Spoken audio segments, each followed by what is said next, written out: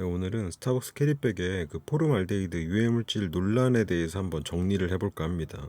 이번에 프리퀀시 교환품으로 있었던 이 캐리백에 대한 얘기인데, 여기서 그 포름알데히드가 검출됐다는 의혹이 제기가 됐는데 스타벅스에서 약간 안일하게 아이 뭐 상관없다, 그런 거 뭐 지장 없다, 이런 식으로 넘어가려다가 그게 더 화를 키운 것 같은 그런 사태가 벌어졌나 봐요. 그래서 약간 묵히다가 실제로 검사를 해보니까 포름알데히드가 검출되긴 했는데, 이제 의류에 있는 기준치로 보자면 그거보다 초과하지만, 그 캐리백 같은 경우는 이 옷처럼 직접적으로 피부에 닿는 물건이 아니기 때문에 그 외의 조건에서는 포름알데히드 기준치가 없나 봐요. 그래서 뭐 법적으로는 딱히 불법은 아닌데, 어쨌든 간에 결론적으로는 스타벅스에서 이 캐리백을 가져오면 음료 뭐 3장이나 교환해주고, 아니면 뭐 추후에 새로운 굿즈를 제작해서 주거나, 아니면 뭐 3만원 금액 상품권을 주거나 하는 식으로 그 나름대로의 이제 보상 방안을 마련하긴 했더라고요. 그런데 저 같은 경우는 이 캐리백을 교환받아서 당근마켓에서 몇 개를 팔았거든요. 좀 많이 교환을 받은 다음에. 그런데 그 당근마켓에 구입했던 구매자분이 연락이 와가지고, 그러니까 이 캐리백이 유해물질 논란으로 이제 음료 3개랑 캐리백을 바꾸는 거와 별도로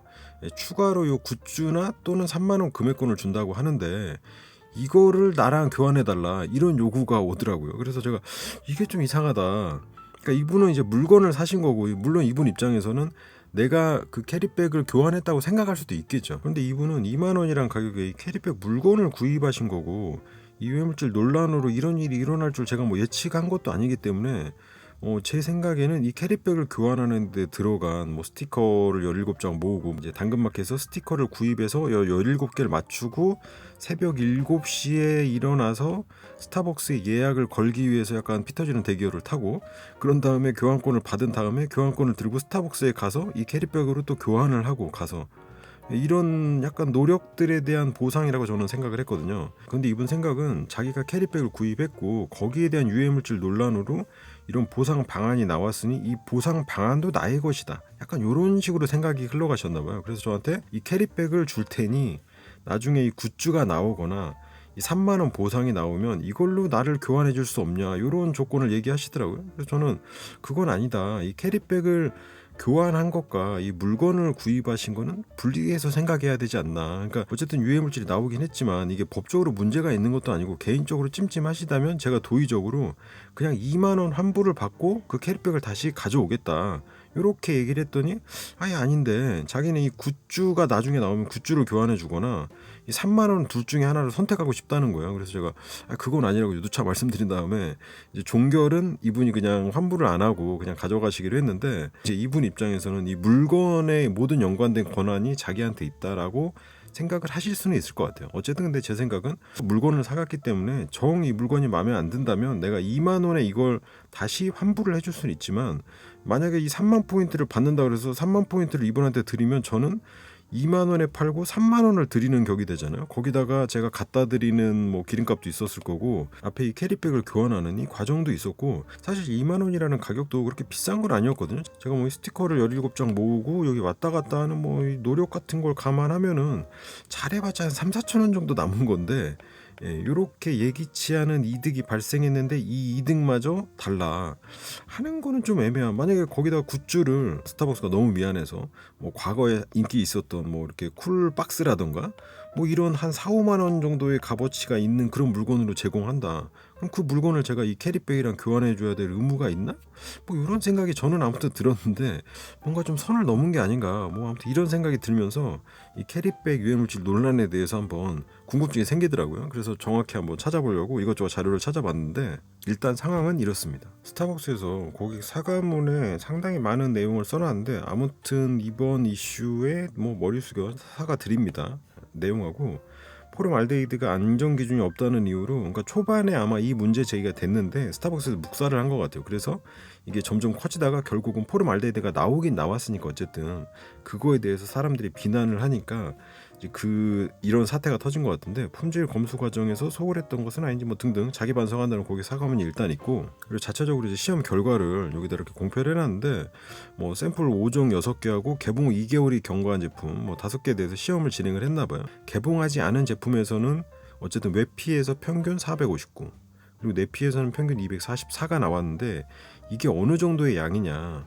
그럼 밑에 보면은 이제 외의류 및 침구류, 그러니까 피부에 직접적으로 닿는 이런 의류나 이런 거에서는 kg당 300mg 이하를 기준으로 삼고 있나 봐요. 근데 이것도 이제 나라마다 약간 차이가 있는데 뭐 대충 검색을 해보니까 우리나라가 유럽보다는 조금 높은 편이고 일본보다는 낮은 편이고 뭐 그 중간쯤에 있는 건가 봐요. 그래서 이제 기준량은 300mg 이하를 기준으로 삼고 있지만 요거는 피부에 직접적으로 닿는 물건에 해당하는 거라서 이 459, 이거 300을 넘어가긴 했지만 문제가 없다. 그러니까 법적으로는 문제가 없다는 게 이제 스타벅스의 입장인 것 같아요. 그리고 2개월이 경과한 제품은 이제 어떤 의미가 있냐? 이 포름알데히드가 약간 휘발성 물질이라서 공기 중에 노출돼 있으면 날아가거든요. 뭐 가구나 이런 데도 포름알데히드가 접착제라든가 이런 데 사용되긴 하는데 시간이 지나면 냄새가 옅어지고 뭐 날아가면서 농도가 떨어지는 것처럼 그런 의미로 캐리백을 개봉해서 놔뒀을 때 이 포름알데히드 수치가 얼마나 떨어지는지를 보려고 요거를 이제 실험을 한 것 같아요. 근데 얘는 평균이 270, 평균이 22니까 여기도 이제 559라는 수치가 최대치가 나오긴 해서 약간 찜찜하긴 한데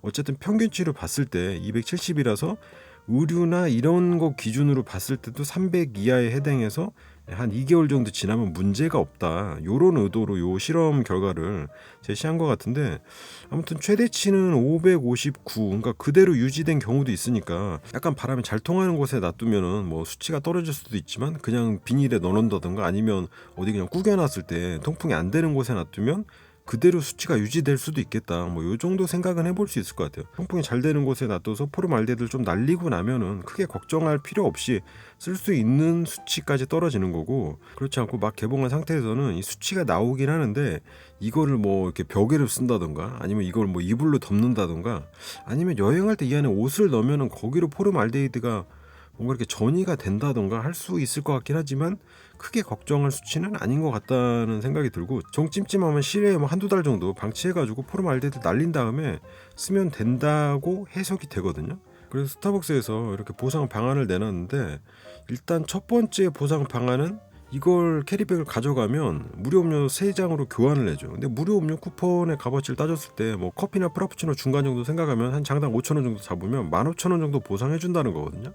근데 이제 직접 음료를 마셔서 17장의 스티커를 바꾼 사람 입장에서는 좀 억울할 수도 있죠. 여기 초반에 들어간 금액이 거의 한 3, 4만 원 정도의 값어치가 있는 거고 한 후반에 바꾼 사람들은 막 15,000원에서 2만 원 정도 값어치가 있기 때문에 그거에 조금 부족한 느낌이라 아마 추가적인 이런 보상 방안을 만든 것 같거든요. 그러니까 그래서 내가 정 찜찜하다. 그럼 캐리백 들고 가서 무료 음료 쿠폰 3장으로 바꾸고 나중에 추가로 받는 보상까지 받으면 뭐 보상 방안으로는 충분하지 않나 생각이 되는데 이제 여기에 걸린 조건이 교환 이력이 있어야 되는 거죠. 내가 무조건 캐리백을 갖고 있다고 되는 게 아니고 그 스타벅스 앱이나 뭐 이런 상에서 영수증 상에서 내 교환 이력이 있으면 그 하나당 동일한 수량으로 새로운 굿즈를 제공해 준다는데 요건 아직 정해지진 않았나 봐요.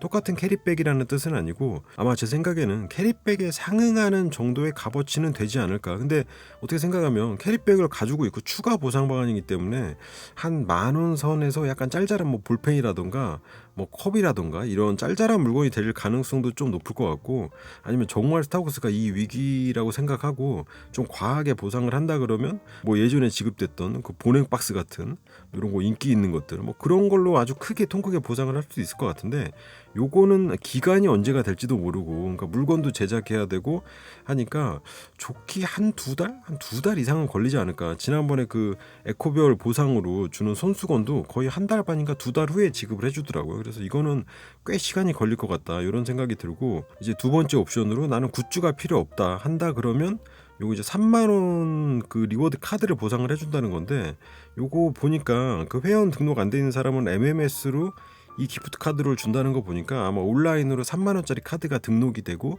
그 카드를 뭐 선물하기로 다른 사람한테 준다던가 할 수도 있을 것 같은 생각이 들어요. 그래서 이 캐리백 하나당 3만 원 또는 이 굿즈를 선택할 수 있다는 건데 그렇다 그러면 굿즈도 3만 원에 상응하는 값어치의 물건이 나올 가능성이 있지 않을까. 보통 이 기프트 카드가 한 3년 5년 정도 되는 것 같은데 뭐 이벤트성으로 만약에 6개월이나 1년으로 이렇게 단기로 만들어버리면 메리트가 좀 떨어지는데 정상적으로 나오는 이 기프트 카드를 준다고 한다면 요것도 요게 훨씬 낫지 않을까 이런 생각이 들어요. 솔직히 굿즈는 한두 개 정도는 교환해 볼 수 있을 것 같은데, 그러니까 굿즈가 너무 좋고 만약에 당근에서 한 4, 5만 원에 팔 수 있을 것 같은 그런 좋은 굿즈가 나온다 그러면 다 바꾸겠지만, 그게 아니라 그러면 그냥 한두 개 바꿔서 굿즈 써보고 나머지는 요 리워드 카드로 해서 스타벅스 음료 사 먹을 때 쓰면 되지 않을까, 뭐 이런 생각을. 그 외에는 둘째 무슨 약간 자기 반성에 대한 뭐 그런 거죠. 뭐 품질 관리를 더 하겠다. 사실 이번 사태는 그 스타벅스 상품에 대한 기대치도 어느 정도 있는 것 같긴 해요. 얘네가 이제 파는 그 텀블러나 물건들이 그 약간 환경 친화적인 걸 상당히 강조를 하기도 하고, 막 종이 빨대도 단가가 비싼데 그런 것도 하고, 이런 어떤 친환경적인 이미지가 있는데, 그런 스타벅스에서 주는 캐리백에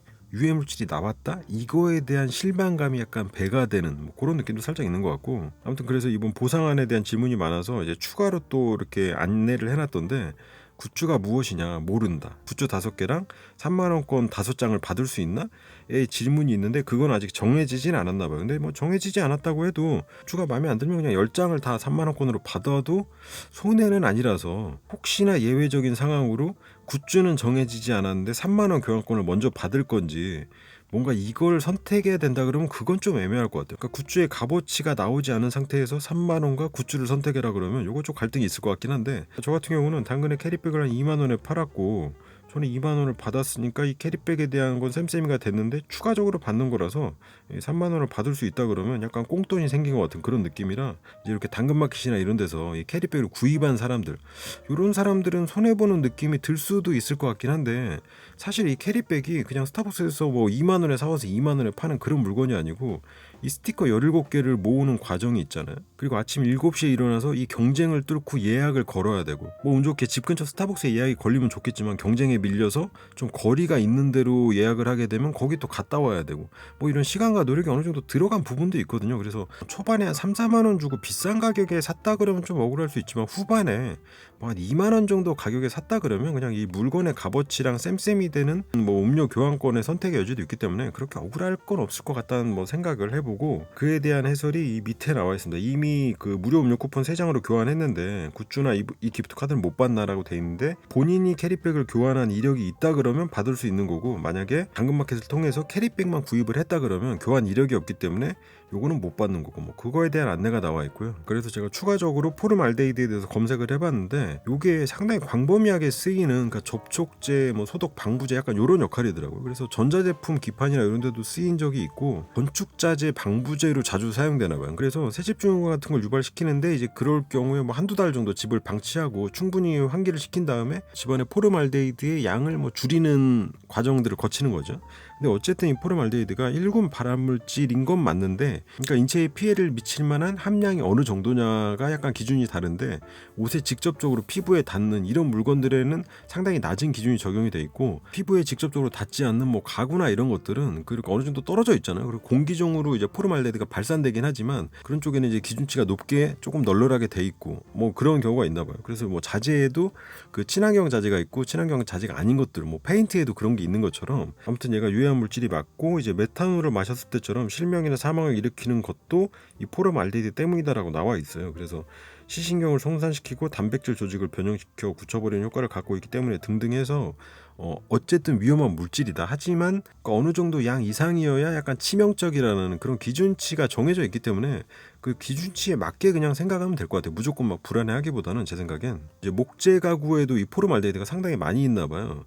그래서 방출량은 원목, 집성목, MDF, PB 순인데, 원목하고는 비싸서 보통은 못 사고, 이제 이 이상으로 집성목이나 MDF, PB인데, 집성목은 이제 원목을 붙인 것들, 뭐 MDF나 PB는 약간 가루를 압축하는 그런 개념인 것 같은데, 그러니까 여기 써있기를 일반적인 매장이나 온라인 쇼핑몰에서 가구를 구입한다면 포름알데히드는 피할 수 없다고 보면 된다라고 돼 있는데, 그 온라인 쇼핑으로 싸는 뭐 3단 서랍장 뭐 10,000원, 20,000원짜리 이런 저렴한 애들 보면은 안에 이렇게 그 톱밥 같은 것들이 압축돼서 그 나무 판으로 만들어져 있고, 겉에 그 필름이 붙어 있거든요. 그러니까 그런 것들을 접착하는 접착제 안에 약간 방부 성분으로 포름알데히드가 포함이 돼 있는 것 같더라고요. 그래서 이런 중저가 가구에서 포름알데히드가 방출될 가능성이 상당히 높다. 그 외에는 예전에 그 일반 여권에서 포름알데히드가 검출될 적이 있다는데, 여기서 검출된 양이 161이죠. 근데 이제 여권 같은 경우는 몸에 지니기도 하고 손으로 직접 만지는 그런 물건이다 보니까 법적으로는 문제가 없었을지 몰라도 어쨌든 검출이 됐다는 데서 찜찜함이 나오는 거고, 이제 유아 기준치 같은 경우는 상당히 낮은가 봐요. 그러니까 8배라고 하는 거 보니까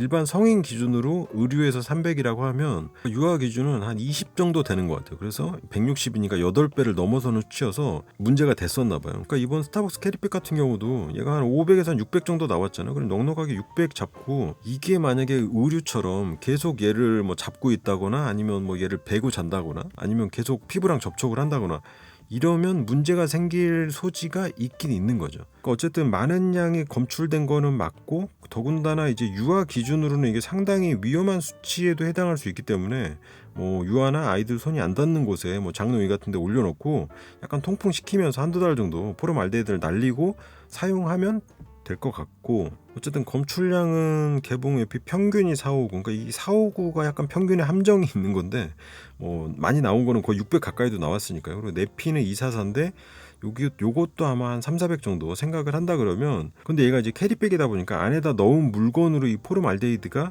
옮겨가느냐, 뭐 옷가지 같은 걸 넣었을 때 그 옷으로 포름알데히드가 뭐 전염되느냐, 이 400이 그대로 옮겨가느냐, 아니면 뭐 약간 묻어가지고 한 40이나 100 정도가 옮겨가느냐, 이런 문제까지 한번 실험을 해줬으면 조금 덜 찝찝하지 않을까 싶은데, 이 캐리백을 이렇게 잘라가지고 요걸 지금 갈아가지고 이걸로 분석을 하나 보더라고요.